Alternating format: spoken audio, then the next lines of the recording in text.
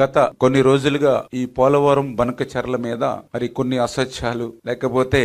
వాస్తవాల్ని వక్రీకరించి ఏదైతే మరి మాట్లాడుతూ ఉన్నారో ప్రెస్ ద్వారా చెప్తూ ఉన్నారో అటువంటి స్థితి నుంచి ఏది వాస్తవాలు ఏది అవాస్తవాలు ఏవి నిజాలు అనేది ప్రజలందరికీ కూడా ప్రత్యేకించి ఉభయ రాష్ట్రాల తెలుగు ప్రజలందరికీ కూడా తెలియజేయాలనే ఉద్దేశంతో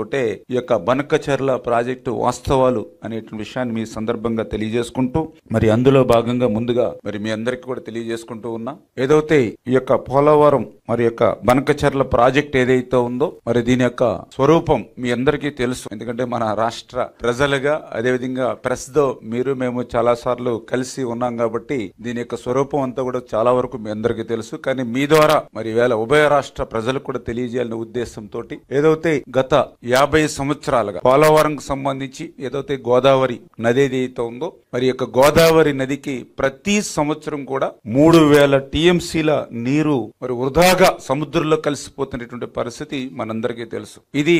ఏదో ఒక సంవత్సరం కాదు, దగ్గర దగ్గర లాస్ట్ 50 ఇయర్స్ గత 50 సంవత్సరాల చరిత్ర తీసుకుంటే గోదావరి నది నుంచి వృధాగా 3000 టీఎంసీల నీరు వృధాగా సముద్రంలో కలిసిపోతుంది. వృధాగా సముద్రంలో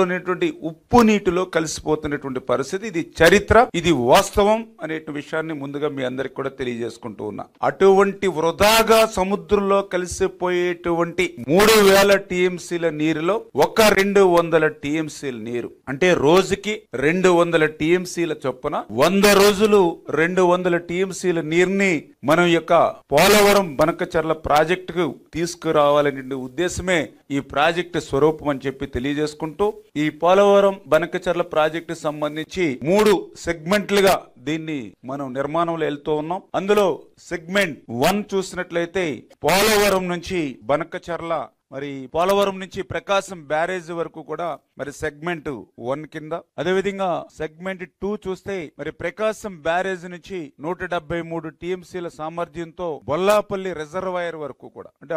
6 లిఫ్టుల ద్వారా ఈ సెగ్మెంట్ 2 ని మరి అదేవిధంగా సెగ్మెంట్ 3 కి సంబంధించి బొల్లాపల్లి రిజర్వాయర్ నుండి 3 లిఫ్ట్లు అదేవిధంగా 2 టన్నెల్స్ ద్వారా బనకచెర్ల వరకు కూడా తరలింపు. ఇది ఈ రకంగా 3 సెగ్మెంట్లతోటి ఈ యొక్క పోలవరం బనకచెర్ల ప్రాజెక్టుకి రూపకల్పన జరిగింది అనేటువంటి విషయాన్ని ఈ సందర్భంగా